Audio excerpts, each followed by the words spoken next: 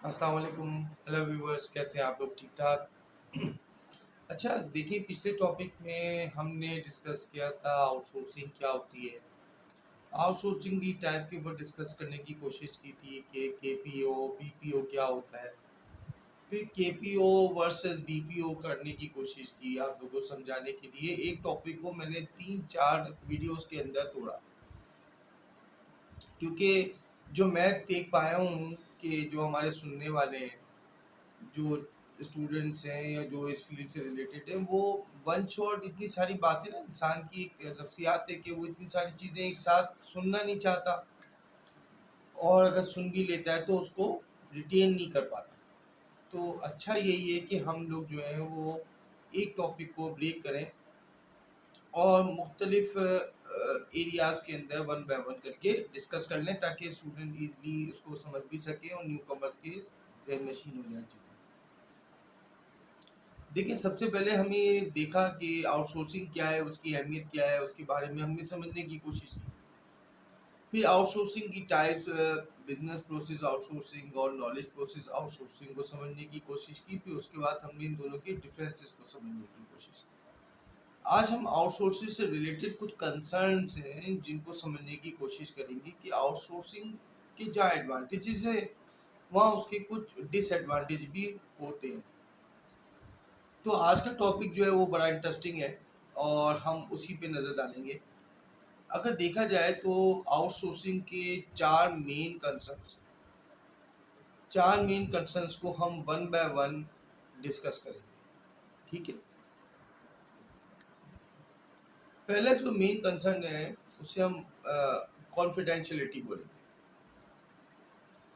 आप जब अपनी चीज़ को किसी दूसरे से करवा रहे हो, तो ऑब्वियसली आप उसको अपनी चीज़ बनाने के लिए इंग्रेडिएंट भी दे रहे हो, उसको रेसिपी भी दे रहे हो, उसको आइडियाज़ भी दे रहे हो। अगर वो भले वो उस चीज़ों में एक्सपर्ट है, लेकिन आप अपनी एक स्पेसिफाइड प्रोडक्ट को तो बनवा रहे हो उससे। तो इसका मतलब है कि आपकी कंटिन्यूसली R&D भी चल रही है, कंटिन्यूसली मॉनिटरिंग भी चल रही है, कंटिन्यूसली क्वालिटी मैनेजमेंट भी चल रही है, कंटिन्यूसली आपका follow up, document sharing, different चीज़ें, डिफरेंट बातें आप उसके साथ अपनी पर्सनल शेयर कर रहे हो।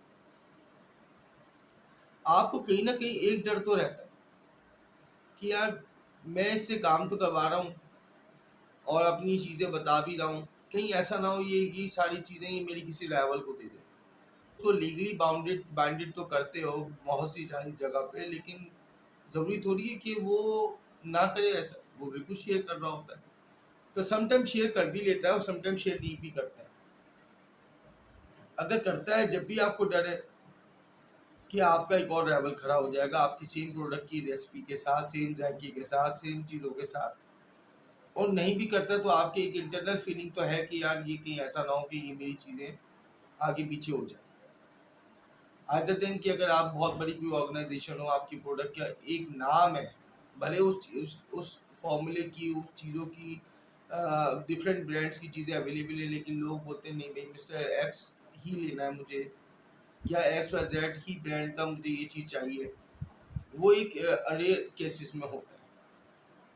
अब आप ये देख रहे हैं ना कि टी जो है, नॉर्मल चाय की पत्ती, कितनी सारी जो है वो नाम से आती है, होती तो एक ही चीज़ है ना। किसी ने कुछ करके, किसी ने कुछ करके, अगर किसी ने किसी की रेसिपी सेम डिट्टो कॉपी करके भी जो है वो चीज़ बना ली, तब भी लोग ब्रांड कॉन्शियस होते नहीं, हम तो उसी की चाय पियेंगे। ये रेयर केसेस में होता है, हर केस में नहीं होता, हर चीज़ों में नहीं होता।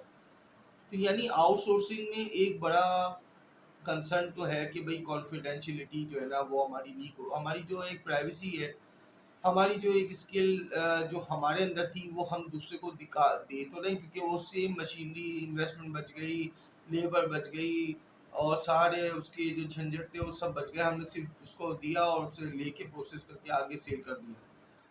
लेकिन कहीं ना कहीं ये डर तो है कि हमारी चीज़ें जो है वो आगे पीछे होने वाली है या हो जाएंगी, हमारा राइवल कोई आएगा वो ले जाएगा। ये तो एक सबसे बड़ा मैटर है, ये कंसर्न है आउटसोर्सिंग का। दूसरी बात ये कि अगर आप देखते हो दूसरा पॉइंट, तो दूसरा पॉइंट है हमारा स्वेट शॉपिंग। अब ये स्वेट शॉपिंग क्या चीज़ है? देखिए, स्वेट शॉपिंग से मुराद कि एक शख्स से वो काम कराते जाओ जो वो सदियों से कराता आता चला जा रहा है, मतलब करता चला जा रहा है। अगर आप देखते हो स्वेट शॉपिंग की मिसाल, तो एक मोची है,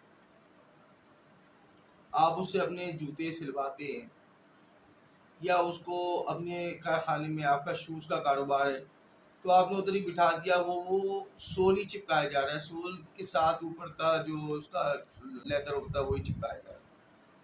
तो ये तो उसके अंदर तो कोई इनोवेशन नहीं हुई ना, आपने अपना काम तो करवा लिया, लेकिन उसके अंदर उसको आपने ना तो कोई ट्रेनिंग दी, ना तो कोई स्पेशल पर्क्स दिए। नॉर्मली आउटसोर्सिंग जब आप करते हैं तो क्यों करते हैं कि आपकी कॉस्ट बचे, कम से कम कॉस्ट में ज़्यादा से ज़्यादा फायदा हासिल हो। ये कब होता है आपको? कि जब आप अपने मुल्क से निकल के उन गरीब मुल्कों में काम करवाते हैं जहाँ पर अनएम्प्लॉयमेंट पीक पर होती है, जहाँ लोगों के पास जॉब्स नहीं होती, पॉवर्टी होती है, गुर्बत होती है। तो फिर आप उन उन कंट्रीज को अपना बिजनेस देते हो और उनसे ये काम करवा लेते हो और कम से कम रेट पे करवाते हो। आपको पता है कि ये चीज़ें आपके मुल्क में बहुत महंगी बनेंगी, तभी तो आप आउटसोर्सिंग की तरफ जाते हैं। मैन्युफैक्चरिंग की जहाँ तक बात रही, हमारी यहाँ अगर देखा जाए पाकिस्तान में भी बड़े शहरों के मैन्युफैक्चरर्स छोटे शहरों में चीज़ों को बनवाते हैं कि पीछे सबसे बड़ा फैक्टर ये होता है कि वो कॉस्ट बचाते हैं, क्योंकि जब बड़े शहरों में काम करवाएंगे तो वहाँ पर डिफरेंट किस्म की उनके ऊपर कंप्लाइंस होगी रिलेटेड टू लेबर लॉज, उनकी सैलरी, उनके वेजेस, उनके बोनसेस, उनके एक्स्ट्रा, उनकी छुट्टियाँ, उनके पर्क्स, उनके हेल्थ रिलेटेड मैटर्स, ये सब आपकी जिम्मेदारी बन जाएंगी।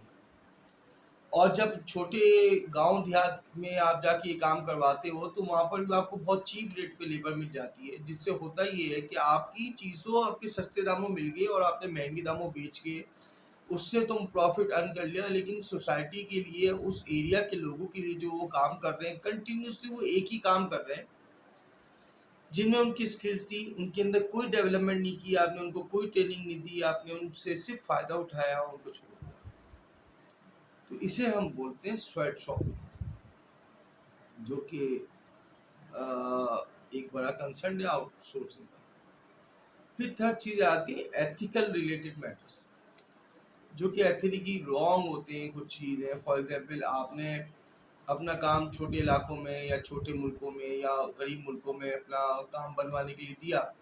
अब जहाँ आप काम करवाने देख रहे हैं वो इन चीज़ों पे तमीज़ नहीं रखते कि आप बच्चों से काम करवा रहे हैं, आप औरतों से काम करवा रहे हैं, आप बुजुर्गों से काम करवा रहे हैं। उनके नज़दीक ये कुछ नहीं है, उनके नज़दीक सिर्फ ये कि भाई काम करो। आपके नज़दीक क्या है कि आपको सिर्फ प्रॉफिट चाहिए, आप कम से कम रेट पे कंसर्न। पहले तो आपका अपने ज़ाती रिलेटेड तक कि आपकी कॉन्फिडेंशियलिटी लीक, आपकी रेसिपी लीक ना हो जाए, आपका कोई लेवल खड़ा ना हो जाए। फिर दूसरा मैटर है आपका कि आपकी तरफ आ गया वो कि आप जो लोगों के साथ कर रहे हो उनको कोई डेवलपमेंट नहीं कर रहे, उनको वर्क्स नहीं दे रहे, और एथिकली भी जो है वो रॉन्ग है। ये तीन मेन पॉइंट्स हैं जो अभी हमने डिस्कस किए। चौथा पॉइंट जो है वो डिसेंटमेंट।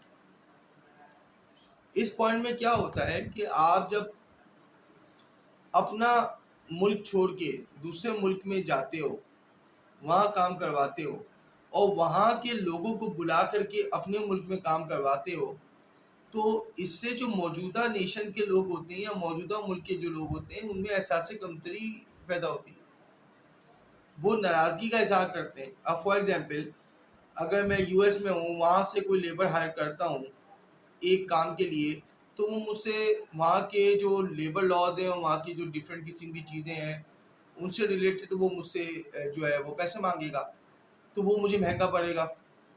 अब यही काम मैं जो हूँ वो इंडिया या पाकिस्तान या बांग्लादेश या डेवलपिंग नेशन के किसी बंदे से करवाता हूँ, तो कम वेज में काम करेगा।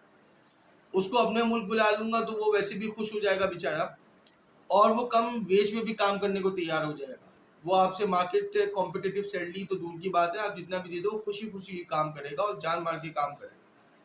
तो इससे क्या होगा कि आपकी जो मौजूदा नेशन के, आपके जो मुल्क के लोग हैं, उनके अंदर आपसे आपसे रिलेटेड जो वो लोग आएंगे उनसे रिलेटेड एहसास नफरत पैदा होगा कि हमारे जो रोजगार थी, हमारी जो जॉब्स थी, वो ये लोग ले गए। तो ये 4 फैक्टर्स हैं आउटसोर्सिंग के जो कि मैटर करते हैं, जो कि कंसर्न है आउटसोर्सिंग। आई होप आप सबको समझ में आए होंगे, आप लोगों ने इसको बड़ा अच्छा समझा होगा और इसी तरह अपनी प्यार मोहब्बत जारी रखिएगा। मैं आप लोगों के नए नए टॉपिक्स लेके आता रहूँगा। बहुत शुक्रिया, लाइक और सब्सक्राइब करना ना भूलिएगा। Thank you so much.